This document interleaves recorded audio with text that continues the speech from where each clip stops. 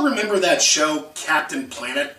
I'm pretty sure that some of you watchers have at least heard of this series. Quick rundown, it was an action show starring 5 teenage environmentalists whom are given magic elemental rings that when brought together summon a superhero. This cartoon was... to be honest, it was actually pretty lame. Though, now that I bought it up, back in the 90s, there were quite a few movies and shows that had environmental messages like Captain Planet, Fern Gully, and Free Willy, to name a couple films. And I also remember that there were these quote-unquote green PSAs that seemed to suspiciously pop up on TV after school and on Saturday mornings. I guess you could boil it down to it just being one giant moral freakout. Well, at least one of the ones that happened before the current one. How dare you! You guys are probably wondering, what does any of this environmental shit have to do with video games? Kind of a lot, because the title I'm reviewing in this episode is a Sonic ripoff with super preachy green politics thrown in. Awesome Possum kicks Dr. Machino's butt for the Genesis.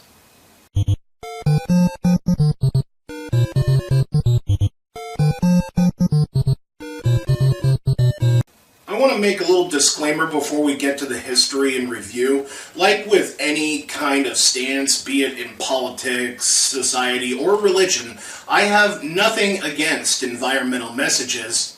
I just don't like it shoved down my throat. So with that all out of the way, let's go through Awesome Possum's sordid past. Back in the early 90s, there was this little fad going on in the gaming industry called the mascot craze. Quite simply, Nintendo had Mario, and Sega had Sonic, so basically all these other companies like Konami, Sunsoft, and even Ubisoft decided to jump on the bandwagon and create their own platformer hero. I would love to go into greater detail about the mascot craze and how it played a significant role in gaming history, but that's worthy of a video all its own.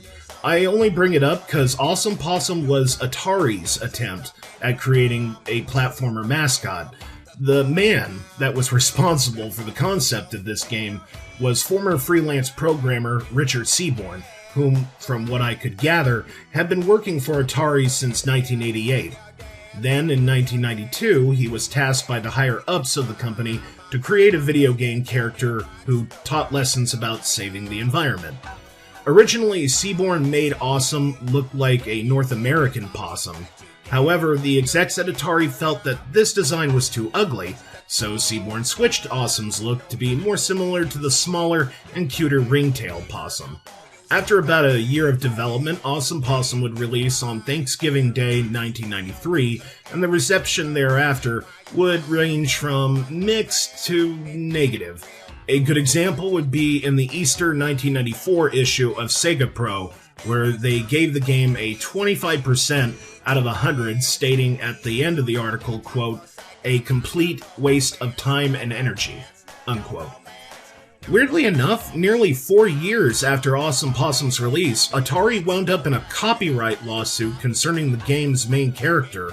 Long story short, some douchebag wannabe comic book artist by the name of Paul Roginski sued Atari over Awesome bearing too much of a resemblance to his comic book hero.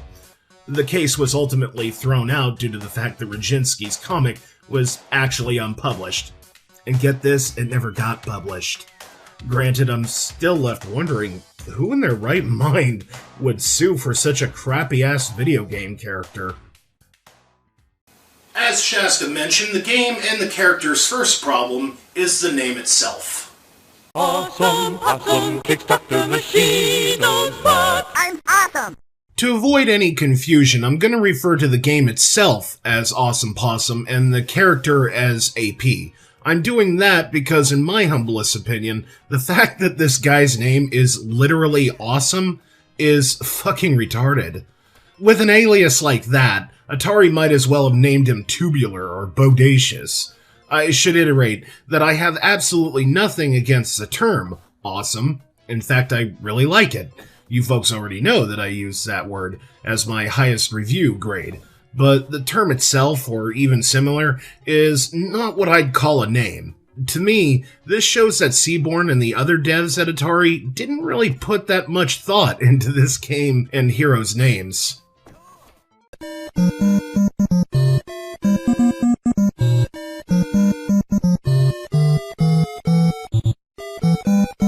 Definitely seems that way, Shasta. Shitty name choice aside, here's Awesome Possum's very brief narrative. Mind you folks, all the info I got on this game's story came from a short comic within the game's manual. Anyway, a mad scientist by the name of Dr. Machino, yeah, we'll get to him soon enough, sends his henchmen of robots out across the globe to start polluting everything. One day, Machino's underlings start leveling the forest where AP and his family live. AP, in turn, takes it upon himself to clean up the pollution and save the world. Short and sweet plot that I would say is at the very least okay, if it weren't for the main villain being a carbon copy of classic Dr. Eggman. Like, really, Atari? Dr. Machino? He couldn't have been a more obvious or shameless ripoff. I would consider it funny if Awesome Possum was a parody, but Seaborn and the other developers were aiming for it to be taken seriously. Also, you want to know why Machino is polluting the world? It's because he wants to build parking lots. Yeah, fucking parking lots. Dr. Machino is not what I would call a poor man's version of Robotnik.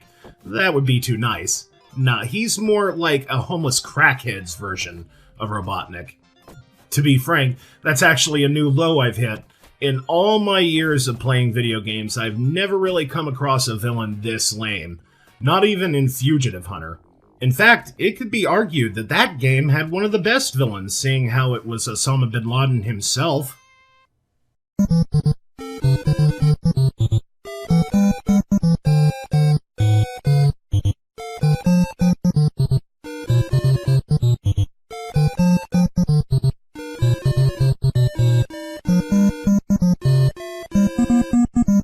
Well, the villain of Awesome Possum is lousy as hell, but the hero AP is still worse. For example, he never shuts the fuck up. Now, I should mention this. You do have the option to turn AP's voice off, but let's just say you didn't. Let's just say the devs were sadistic enough to want to drive gamers mad. Well then, you'd be hearing nothing but this throughout your playthrough. I won! I won! Of course! Eat your heart out, Dr. Machino! I'm gonna clean up this world yet! I'm playing Possum! Ow, that hurt! Where'd that come from? I'm Possum! Back off, bad guys! Check this out! Cool! Cut it out! Game over, man! Yep, it's that bad. And mind you, if you have AP's voice set on, he'll speak after nearly every action you make him do. It's absolutely obnoxious, and I'm actually pretty glad that Atari decided to, at the very least, give us an option to keep AP quiet. Fun fact, though, the guy who did the voice for AP is Mr. Lawrence, the man who provided the voice for Filbert Turtle in Rocko's Modern Life. Any of y'all remember that show, or are old enough to remember it? Anyway, I can only hope that Mr. Lawrence was paid well for his services.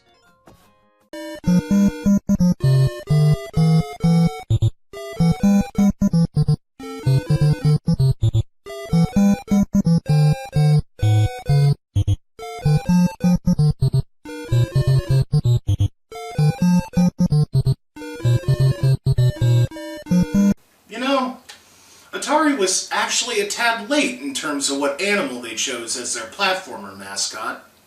A near 3 months before Awesome Possum hit shelves, Konami came out with Rocket Knight Adventures. That title had a possum in it named Sparkster, and he wasn't a Sonic ripoff. He did his own shit. That was actually a really fun game, and it was exclusive for the Genesis. Almost makes me wish I was reviewing that instead of, this crap. I guess you can make the argument that they're different enough, seeing as how Sparkster is a North American possum and AP is a ringtail, but still, to me it's like Awesome Possum is ripping off 2 games in one. Just makes AP look even more stupid and desperate as a video game hero. In saying that, however, AP is totally not the worst protagonist I've ever come across in video games. In fact, he's only a dishonorable mention on my top 10 lamest video game heroes list. Anyway, the gameplay in Awesome Possum is where the real shit factor is presented. Firstly, I want you folks to take a nice long look at those graphics. Oh, what was that? They're ugly as fuck and it's hurting your eyes? Well, what a coincidence, because that's the way I feel right now. A while back, I reviewed the game Dark Castle, and if any of y'all have seen that video, you'd know that I went brutal on that title's visuals. I pretty much said that the graphics in that game looked like they were barely pushing 12 bits, despite being on a 16-bit console. In Awesome Possum, the visuals look like 8-bit barf that's been eaten and then shat out by the Genesis. Then there's the frame rate, and oh boy, let's talk about that. In America during the 4th gen, your typical video game ran at about 30 FPS. That was standard for the 16-bit era. This game looks like it's having issues running at 15 FPS, despite nothing happening on the screen to warrant a slowdown of that magnitude. The only other time I've come across this kind of problem in a Genesis game was when I reviewed hard driving, and wouldn't you know it, Atari made that game too. That kind of pisses me off in a way, because it's not like Atari didn't make good games for the Genesis.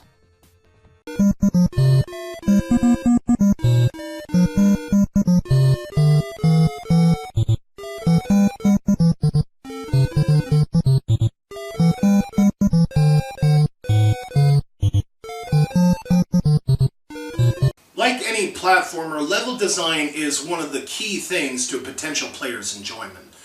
That, unfortunately, is where this game reaches its peak in terms of terribleness. AP is a speedy character, much like Sonic, but the levels that he traverses through are laid out like a Mario game. Okay, Sonic and Mario are both platformers, this fact is true, but the mechanics behind those games are completely different. Since AP is fast, the levels should have been built for speed in mind. If Seaborn and the other devs absolutely had to make the levels the way that they did, then they should have made AP slower. The stages were already made for exploration, so why the hell not? I feel like I should be going fast, but I know that if I do, I'm gonna run into an enemy or a hazard and take damage. It's best to just take your time rather than try to beeline it to the goal.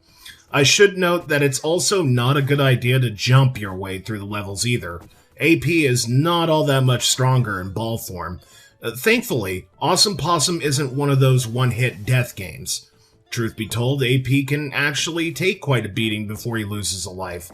That's a good thing, because I think this game would be virtually unplayable if the opposite were true.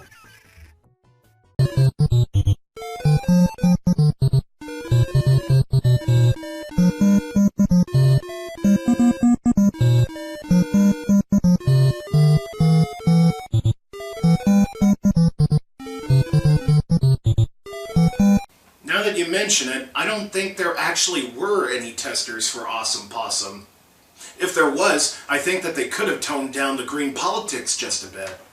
In every stage, there's a bunch of trash strewn all over the place. Now, you don't have to pick it up, but you might want to because if you collect enough, you'll net yourself a 1-up and replenish strength. I hate to sound nitpicky, but I don't get the same enjoyment collecting trash as opposed to gold or some other kind of treasure. This just makes me feel like I'm picking up somebody else's mess, and that's never fun. Sure, it's good for the environment, IRL, but this is a video game. Who gives a fuck? The real thing that kinda comes off as propaganda, though, would have to be the trivia questions that you have to answer after completing a stage. Aside from just being random and straight up out of place, these animals that are just staring at AP here don't look particularly nice. In fact, they kinda look terrifying. Answer a question right, and the animals are happy, but they all look like they're gonna murder you. Answer a question wrong, they get upset, and they still look like they're gonna murder you. Why so damn scary? Wasn't this game meant for a general audience? This shit's nightmare fuel. Though the real question is, why is the trivia minigame even here? I reckon that this is supposed to be the educational part of Awesome Possum, which would make sense if this were an educational game, but it's not. Awesome Possum is a 2D action platformer.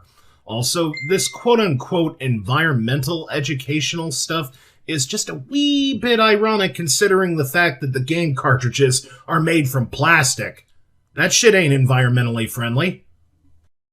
I guess what I'm trying to say is that the trivia questions seem less like education and more like arrogant propaganda because the game is not an edutainment game.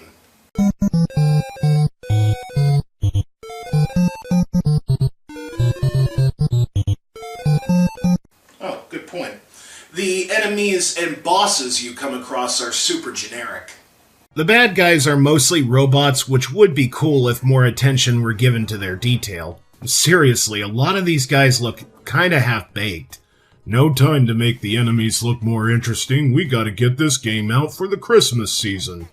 Now, that's not to say every baddie looks plain and uninspired. Despite the flack I gave Dr. Machino earlier, he does actually look pretty neat. Oh, he was just a little guy inside of a mechanical suit all along. Okay. Anyway, after you defeat the bad doctor, AP literally kicks him in the butt. Well, at least the game's title doesn't lie. With all this game's shittiness being presented, y'all might be wondering, does it do anything right? And to that I say, yeah, a couple things. For instance, the music is really good. It's got that Genesis funk going on, and I dig that because it's kind of like Toe Jam and Earl. Another thing that was pretty cool in Awesome Possum were the animal buddies. Yeah, just like in one of the Donkey Kong Country games, AP has the aid of some friends. I love seeing that kind of concept being used in a 2D platformer. Too bad these two good things had to be wasted on a terrible hero and villain, terrible graphics, terrible gameplay, and a terrible educational implementation. So, in conclusion, I give Awesome Possum Kicks Dr. Machino's Butt a T for terrible. I will never play this game again, and I don't recommend. Shasta, your thoughts?